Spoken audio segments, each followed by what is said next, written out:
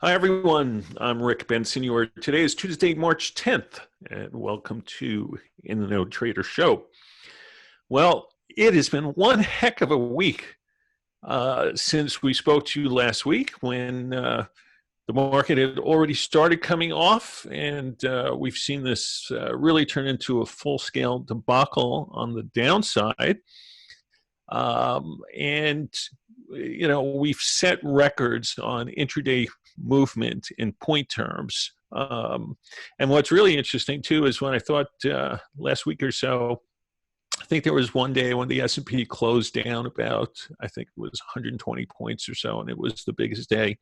And then, when was it? Yesterday, we doubled that. And, it's over 200 points. It's unbelievable when you think of it in point terms. Of course, it's nothing like the crash in 1987 when, I don't remember what the S&P was that day, but the Dow fell, I think it was 23.6% in a single day. So, I mean, we've just seen some phenomenal moves, and it makes for very interesting trading and investing, and we'll try to cover a lot of that in the show. So first off, just many of you write me after each weekly show that we've been doing and thanking me for the valuable information that I try to give you and the perspective that is really kind of different than you get from most other places. So if you want to write me an email, it's rick@intheknowtrader.com. And of course, our website is intheknowtrader.com.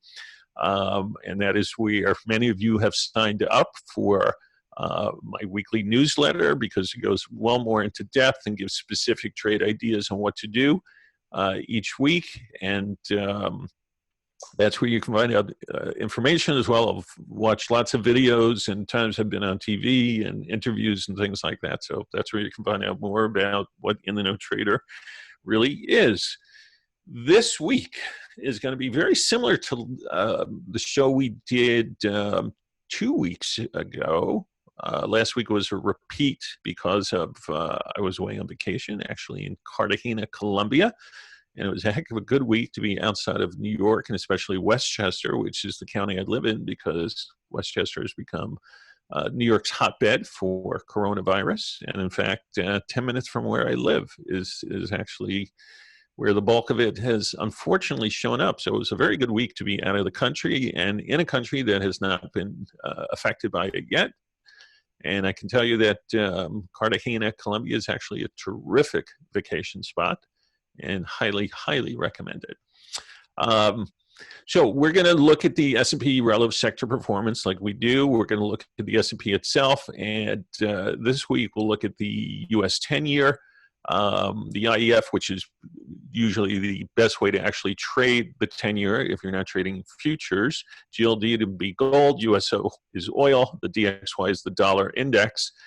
And then let's take a look at some of the key stocks that people are in. So Apple, Amazon, Microsoft, Netflix, Google, Facebook, the what I call MAFANG stocks, plus some of the bigger financial names which have absolutely been decimated in the last couple of weeks. So we'll look at Bank of America, JP Morgan, and then we'll also take a look at Boeing, another name that has completely fallen out of bed.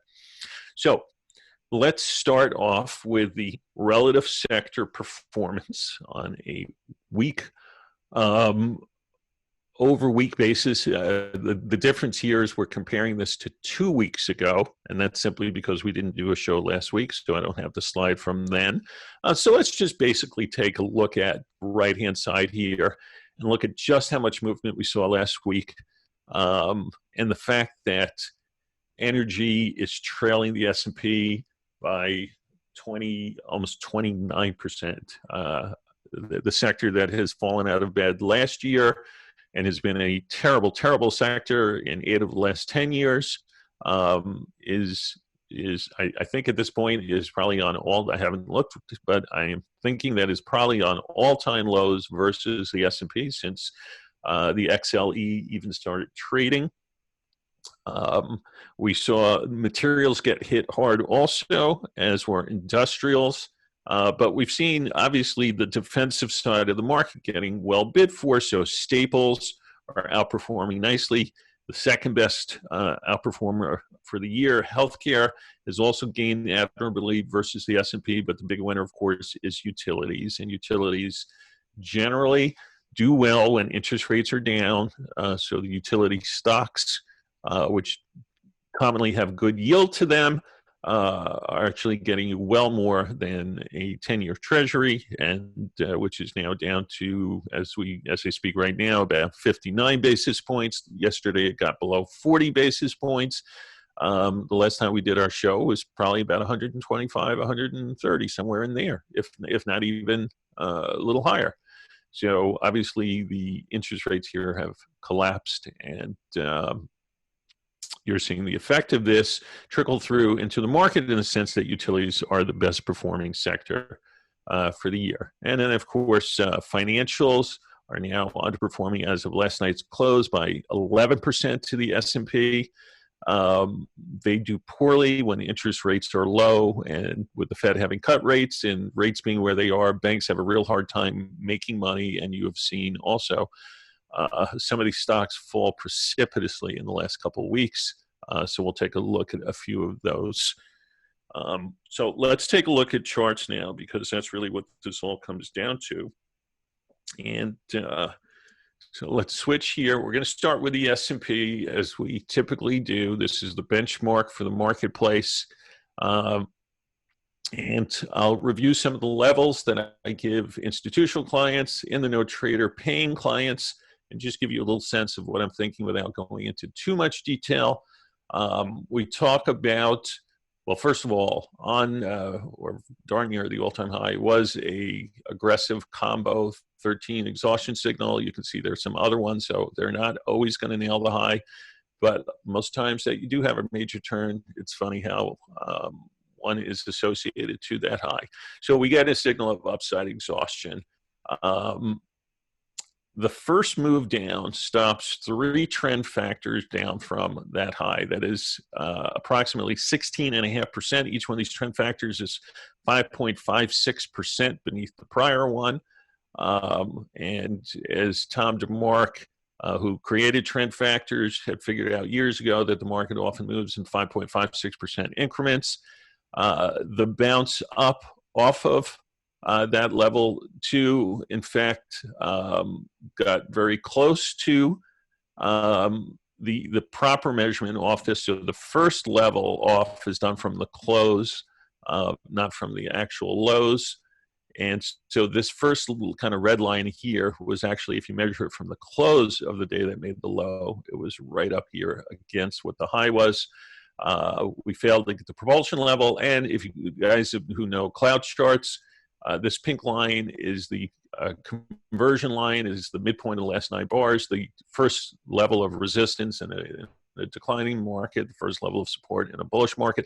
Look back here on the left-hand side. When you're in a bull market and moving higher, usually it's that pink line that gives you first level support. So when you want to be an aggressive buyer in an uptrend, that's often what you'll look to play against. Secondarily, the baseline.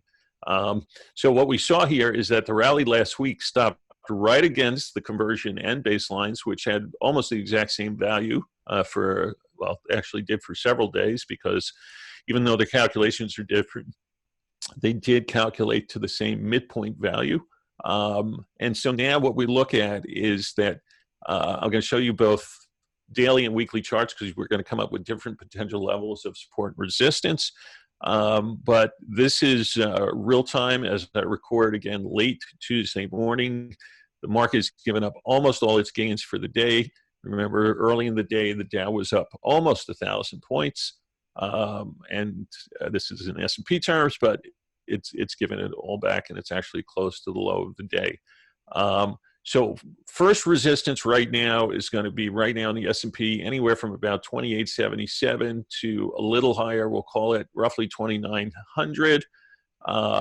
That would be 5.56% off of yesterday's low. So we also look for where markets might turn.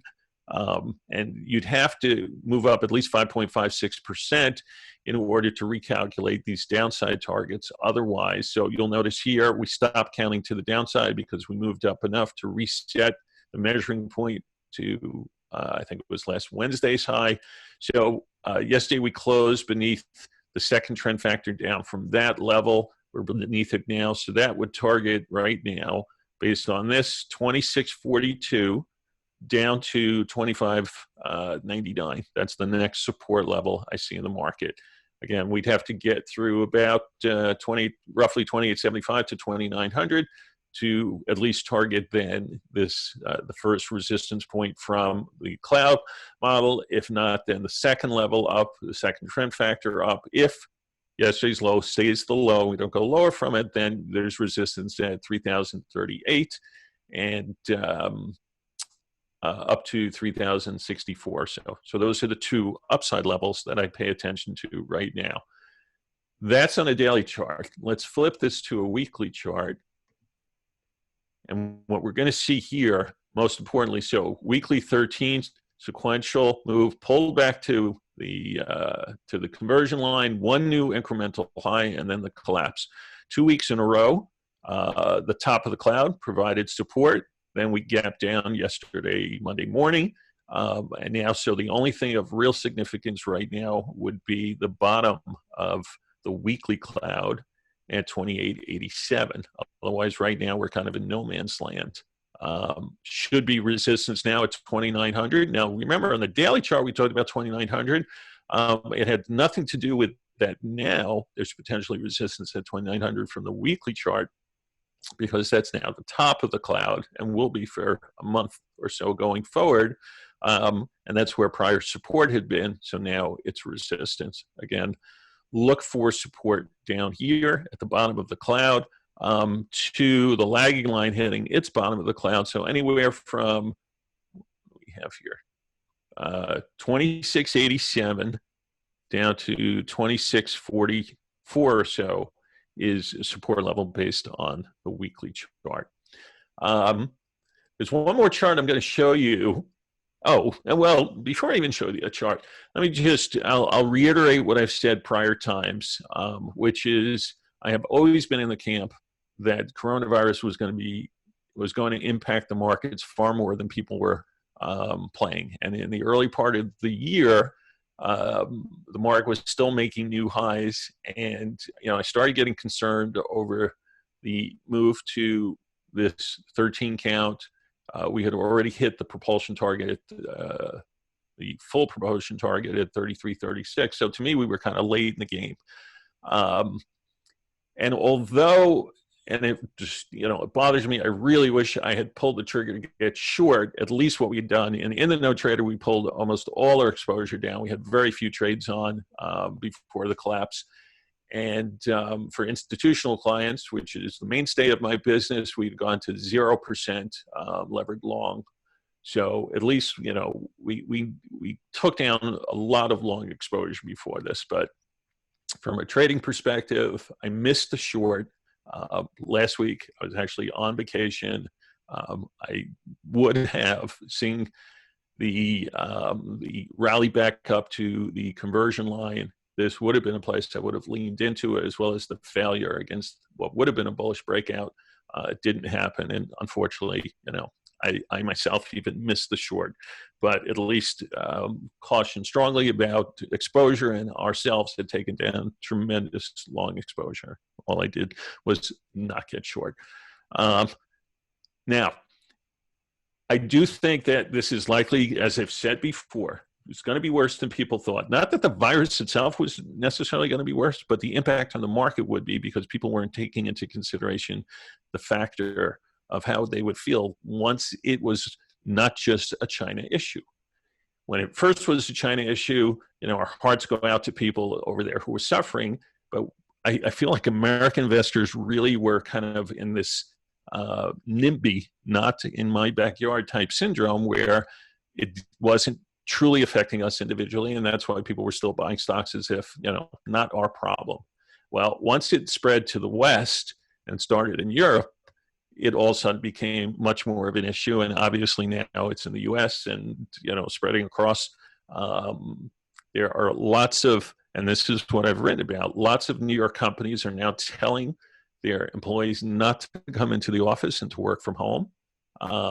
And that's what I expected was going to happen, and the effect that that was going to have on people's psychology about not going out, empty movie theaters, Broadway shows not having people coming to them, restaurants not having many people coming to them. Whether it's an overreaction or not, it doesn't matter because it's what's happening, at least now. And that's the most important thing, is what's happening now. And I suspect that this will still kind of last through, we're not even officially into spring yet. We're still in winter. I suspect it'll still kind of last in spring and then potentially get better. So I think the market stays heavy. I will still look for rallies to sell into. I do some nibbling as we sell off. I do some light buying. But I don't see how this just simply goes away. And this will overhang the market for, I think, several months to come. And there'll be headlines and things that will move the markets in either direction quickly. And it's going to be very hard trading unless you're literally sitting at your screen all day long, because when you have 1,000 and 2,000 point Dow moves intraday and 100 and 200 point S&P moves intraday, putting stops or stop close onlys and things like that are, one of the trades I had was two consecutive closes under a particular level was going to stop us out. And those two closes just were huge losses, which is when I had put the trade out months earlier. That was never supposed to be part of the equation. So if you're going to trade the market, either put your positions on and not stare at your screen all day, or short-term trade and realize how much money there is to make if you can figure out the game now. Intraday moves are like months at what used to be a month at a clip, or 2 months at a clip, are happening in a day, sometimes in 2 hours. So to me, you either stay glued to your screen, or you just pick your places and kind of walk away from what's going on initially. But if you're buying at longer-term support, then I think you don't stare at your screen all day long, and you live with the near-term mess in order for the long-term gains. Last chart I want to show you before we move on to other stuff is a yearly S&P chart. And for those of you who have followed my work for a while now, and the model you see here is DeMark's sequential model. The fact that 2020 is a setup 9 count is the type thing that concerns me. And I say that in the sense that this is a natural place on basically the longest term chart we're ever going to look at is an annual chart. By the way, the S&P has now gone negative on the day as I record this. So we have given up everything, and you can see it here on the chart. We're on the lows of the month. So not good.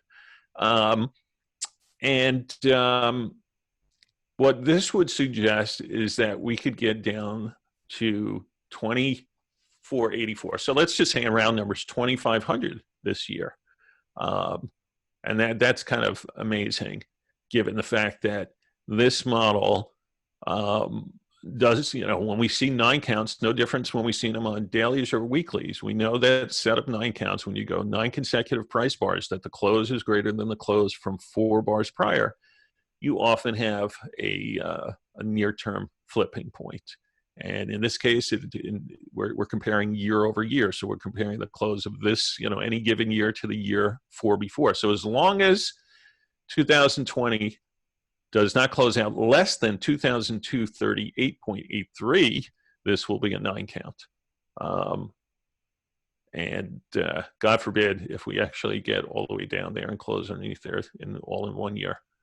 That would be something. But anyway, this is kind of what haunts me, is knowing that this whole year is likely an exhaustion type year for the move. So that stays in the back of my head, but kind of forefront at the same time.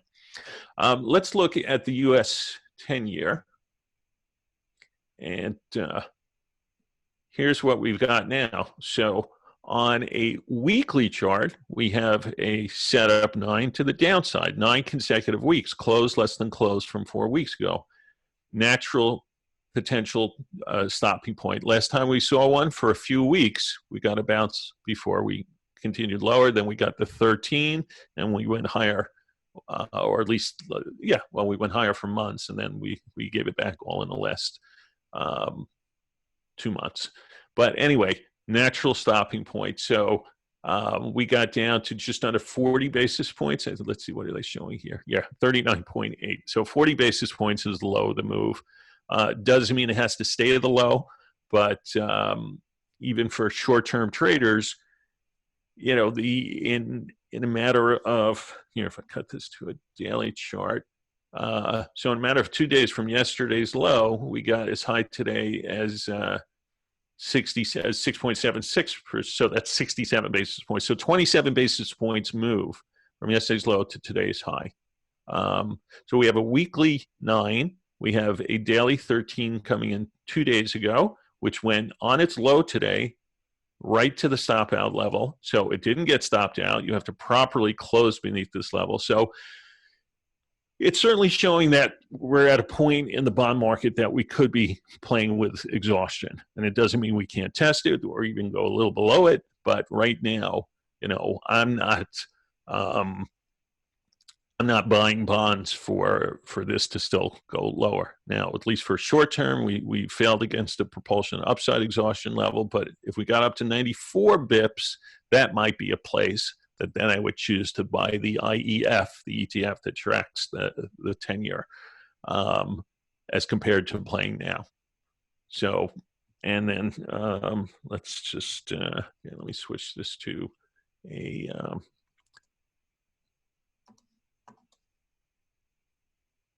all right, here's the 10-year on a monthly chart. Let's just take a look all right, so on a monthly basis, we don't necessarily have exhaustion. By the way, look at this, 9 months in a row, we closed, this is in yield terms, the TNX closed above the close from 4 back. That's the high of the move. Ultimately, the low of the move was made on 9 consecutive bars closed less than close from 4 ago. The actual low was made on the 7th bar, but the pattern was still there. And then we get here, and the 9th bar is, let's say we closed at 282. Now we know we got as high as 325, but not a bad indication. And then this bar got a bounce too for several months before we traded down. So in this case, this would say we're not done to the downside. Short term, we probably are, so because we're showing short term exhaustion near 40 basis points. So again, to play with. So I would look for rallies in yield terms to sell the yield chart, essentially buy the bond market. But for this is not saying we're necessarily exhausted in the big picture, but we certainly could be for the near term, and the near term could be multiple weeks. Okay, let's move on. Let's take a look at GLD. Do I have it here? Let's see. Okay, well, I have actual gold. All right, so let me add it. Yeah, let's just change this chart to. So here's gold on a monthly basis, and you can see upside exhaustion. Look at a weekly basis. We got to propulsion exhaustion level in GLD. So I'm actually short a little bit of gold in a fund I trade for right now, but just a small amount as a counter trend move, not looking for anything really significant. And on the daily count, I also see an upside exhaustion signal, and that's why I'm short a little bit, but not much. I'm not putting that out as a real trade idea. I'm just playing against the level here and looking for a little move. Now gold has stopped in, if the big picture, and maybe it's better. Let's see if I go right to the gold chart. Here's the weekly one. All right, so gold stop, this green line here represents $1,700 an ounce. That's a fully measured move from the 6-year bottom in gold futures that broke out from roughly 1375. 1375 minus the low of the move of 1,050 is $325. Add 325 to 1375, and you get $1,700. So we've gone exactly to where we'd expect the move to measure to. It doesn't mean we can't go farther. But at least when I have exhaustion signals at a measured move, that's why I'm willing to play gold mildly on the short side as a trade and nothing more than a trade. I also see essentially here, if we look at, this is the last low of significance before the whole move up started, the up move started. So we have wave 1, wave 2, wave 3, wave 4, wave 5. So we've done, we're in the 5th wave against the target. So that's why, again, I'm willing to just take a chance that gold can pull back a little bit more. Not truly bearish gold, but I am willing to play right now in a fund that I trade for that move. Let's look at, actually, let's just skip oil. We know oil traded down to $26 a barrel yesterday. That was the 2016 low. At this point now, anything from the upper 30s to the low 40s in oil should be resistance, and that whole sector has just been demolished. Let's look at the dollar. So what can we substitute here? Let's get rid of, take away GLD. Let's look at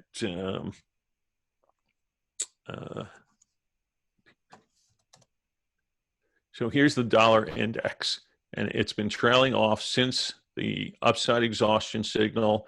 That is matching yields coming off in the US, and now you're getting a little bounce as there were hardly any dollar bulls as of last night's close. In the weekly picture, there's 95.75, I know, is a very important level, and we're actually trading there right now. And that is a level that I'm trying to remember where it came from. There's something else I had seen on the chart that was at that level. I don't think it was the cloud. Let's see. No. I know there's something else here. It's just from different models that I'm not running right now. But weekly closes under 95.75. The more you get them, the more the dollar changes what has been this bullish mode for the last few years.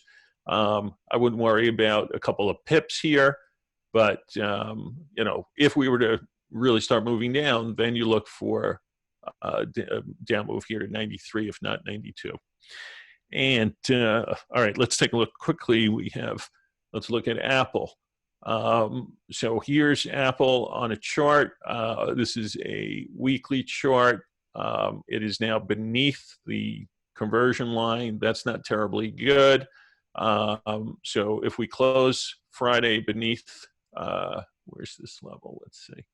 All right, well, it's just underneath this. So it's 272 and change. No, I take that back. Let's stretch this out. 271.49. The more we close under 271.49, the more short-term pressure there's still in Apple.